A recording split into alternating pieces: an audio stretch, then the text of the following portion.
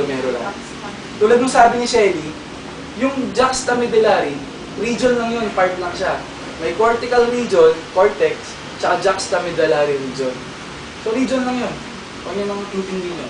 Ang importante yung juxtaglomerular apparatus, JGA. Simulan nyo ng JGA. Ayan, para natin lang tandaan, JG apparatus. Saan ba yung nakalagay? Nandito yan. Adjacent sa glomerulus, sa gilid-gilid ng efferent and afferent arteriole. Parang sense lang siya na walang definite structure. Anong purpose niyan? Eto na tayo. Saan mo pwede gawin yung JG application? Wala, no? Basta, andito lang siya. Tandaan nyo, nandyan siya. Nandyan siya sa mga ganyan. Nakapaikot siya dyan.